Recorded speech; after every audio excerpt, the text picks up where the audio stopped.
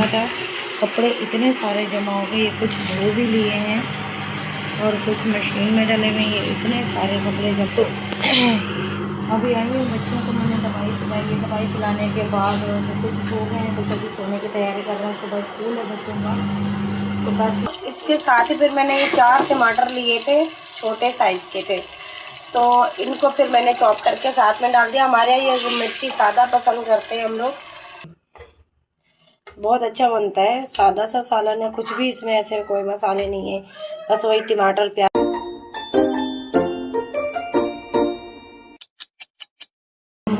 Welcome back my new blog single mom diaries में। तो जैसा कि आप जानते हैं कि घर के काम कब किस तरह किया जाते हैं, जैसे मेरे साथ मसला ये था कि मैं सुबह से घर पर नहीं थी। वैसे 3-4 दिन से मैं मसरूफ़ हूँ, ये हालत हुई है मेरे घर की।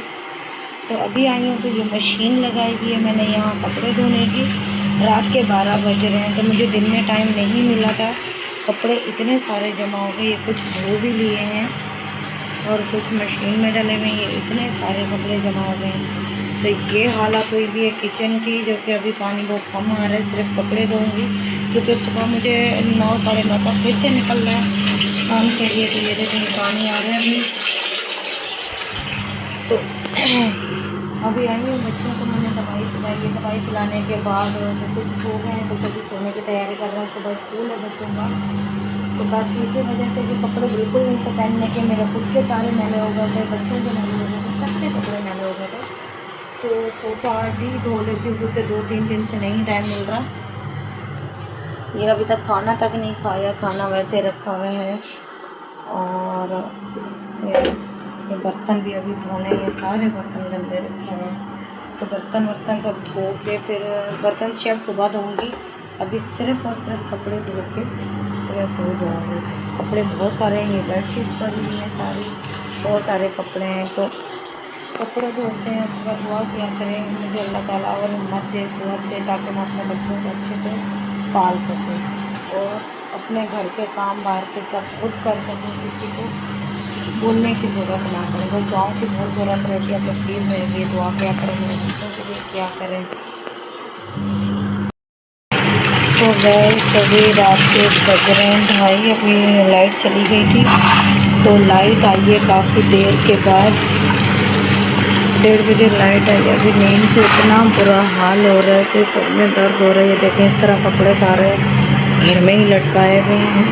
बाहर दरवाज़ा नहीं खोल रही हूँ, दोनों कमरों की रस्सियाँ भरी हुई हैं और ये बच्चे सो रहे हैं। सुबह मुझे जल्दी निकलना है, इसको स्कूल भी भेजना है और बच्चों को भी मैनेज करना है। ये देखें, ये सारे कपड़े भरे हुए, इतना टाइम हो गया, बच्चे सब सो रहे। तो कपड़े भी बस ख़त्म करके सोऊंगी। मशीन का पानी चेंज करना है, चेंज करने के बाद बस ये लास्ट है। ये चादरें बची हुई, ये धोएंगी तकरीबन 3-3:30 मुझे बज जाएंगे। तब तक लाइट दोबारा चली जाएगी। लाइट जाती है 3:30 बजे, फिर आती है सुबह 5 बजे। ये मुसीबत है लाइट की कि दिन में भी नहीं होती है, रात में भी नहीं होती है। बहुत मुश्किल ज़िंदगी है, समझ नहीं आता इंसान क्या करेगा। दिन भर का थका हारा जो मज़दूर बेचारा होगा वो कैसे सोएगा। आप खुद देख रहे हैं मेरी ऐसी हालत हो रही है, हालत ख़राब हो रही है, सर में इतना शदीद दर्द हो रहा है, समझ ही नहीं आ रहा कि क्या किया जाए। अब सोती हूँ तो मुझे 2-3 दिन और बिजी रहना है, काम काफ़ी सारे मेरे पास करने के। तो ये कपड़े फिर कैसे धुलेंगे, बच्चों के पहनने के ख़त्म हो गए थे गर्मियों के, वैसे ही थोड़े कपड़े थे, दिन भर बच्चे बदलते हैं। तो कपड़े सब चेंज करने के धोने के बाद अब ये सूखते रहेंगे अपनी मर्ज़ी से। कल मैं सुबह चली जाऊँगी तो उससे अभी देख लेंगी थोड़ा सा। अभी तो घर की इतनी बुरी हालत हुई हुई है, ये देखें बर्तन सारे पड़े हुए, कुछ भी नहीं किया। पानी नहीं आ रहा था बीच में, ये कुछ नहीं है। अब ये दूध पड़ा हुआ, अभी दूध भी नहीं मंगाया था आज। तो बस गए सब सुबह मिलेंगे, अगर जल्दी फारिग हो गई तो बात करते रहेंगे, बीच में मिलते रहेंगे, नहीं तो फिर सुबह ही मिलेंगे। पता नहीं मोबाइल की बैटरी भी है या नहीं, क्योंकि मैं घर पे छोड़ के जाती हूँ, मोबाइल लेकर नहीं जाती। छिलने का डर रहता है, पहले भी 2 दफ़ा छिल चुके हैं मुझसे मोबाइल, तो इसलिए डर लगता है, कभी लेके ही नहीं जाती, मैं सेल घर पे छोड़ के चली जाती हूँ। तो गाइस कपड़े सारे धुल चुके हैं, फैलाने की जगह नहीं थी, सोने की भी कोई तरतीब नहीं है। मैंने यहाँ पर बिछा लिया है किचन के आगे, यहाँ पर मैं चारपाई डाल के सोती हूँ, लेकिन अभी 4 बज गए हैं, तो 1-1.5 घंटे के लिए क्या उसको लेकर आऊँ डालूँ, तो ऐसे ही सो रही हूँ। नीचे किचन को छोड़ दिया, बहुत थक गई हूँ, पैरों में इतना शदीद दर्द हो रहा है। तो बच्चे भी सारे सो रहे हैं, तो मैं भी 1-1.5 घंटा यहाँ सो जाती हूँ। एक छोटा भी नीचे ही सो रहे, बाकी सब दूसरे कमरे में सो रहे। तो मिलते हैं सुबह नाश्ते में 1-1.5 घंटे के बाद। अब पता नहीं नींद आए, नींद अगर आ गई तो फिर आँख नहीं खुलेगी, और अगर नहीं आई तो फिर अल्लाह ही हाफ़िज़ से क्या कर सकते हैं। अभी 4 बज चुके हैं, तो मैं थोड़ा सा आराम कर लेती हूँ, नीचे बिछा के सोती हूँ, तो सुबह मिलते हैं। अस्सलाम वालेकुम जी। सुबह के बज रहे हैं 5:30 और मैं उठी हूँ, अभी नमाज़ पढ़ी है। नमाज़ पढ़ने के बाद ये कपड़े प्रेस कर रही हूँ, तो कपड़े प्रेस करूँगी, उसके बाद ही फिर मैं बच्चों का लंच बनाती हूँ और उसको स्कूल भेजती हूँ। नाश्ता बना के फिर फ़ौरन ही मैं निकल जाऊँगी, क्योंकि टाइम नहीं है। अभी मैं इस्त्री कर लूँ तो फिर बच्चों को उठाती हूँ।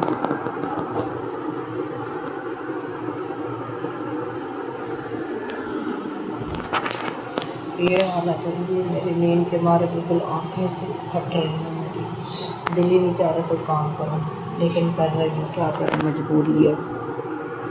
गाइस बच्चों को स्कूल छोड़ने के बाद फिर रात और दोपहर दोनों के लिए बन रहे हैं चने का सालन बना रहे हैं। चने मैंने बॉईल करके फ्रीज़ किए हुए थे, तो आज ये निकाले हैं, तो मैं बना रही हूँ चने का सालन रात तक के लिए। रात में कुछ और नहीं बनेगा। ये अभी मैंने प्याज और टमाटर मंगवा लिए, ये आटा तैयार रखा हुआ है, अभी रोटी डाल लेंगे। तो ये एक साथ ही सालन बना रहे हैं, रात का कोई अलग नहीं बना रहे, क्योंकि गैस नहीं होता है, एक साथ ही जो भी बनता है दोपहर में बन जाता है। तो अभी मैं दोपहर का और रात का एक साथ ही सालन बना रही हूँ। तो जी इसमें मैंने प्याज चॉप करके डाल दिए। 4 प्याज थी छोटे साइज़ की मेरे पास, अगर बड़ी लगा लो तो 2 थी। तो मैं अब इसको रख दूँगी। इसके हल्की डार्क ब्राउन नहीं करनी, लाइट ब्राउन करनी है। और उसके बाद टमाटर को भी इसी तरह चॉपर में चॉप करके डालेंगे। जी इसमें मैंने प्याज हल्के से ब्राउन हुए थे, तो साथ में मैंने ये डाल, ये इस तरह के प्याज हो गए थे। मोबाइल बच्चे ले गए थे तो मैं दिखाना भूल गई। तो इसके साथ ही फिर मैंने ये 4 टमाटर लिए थे, छोटे साइज़ के थे, तो इनको फिर मैंने चॉप करके साथ में डाल दिया। हमारे यहाँ ये मिर्ची सादा पसंद करते हैं हम लोग, तो मैंने ये लाल वाली मिर्चें डाल दी हैं साथ में। अब ये लहसुन अदरक का 1 चम्मच डाला गया, और 3 मैंने हरी मिर्चें ली थी इसके अंदर, जो साथ में ही चॉप करके डाल दी हैं। और अब मैं इसमें डालूँगी आधा चम्मच हल्दी और 1 चम्मच कुटी हुई लाल मिर्चें, और उसके साथ ही 1 चम्मच पिसा हुआ धनिया। बस ये मसाला है, और नमक आपको अपने टेस्ट के हिसाब से सब लोग डालते हैं।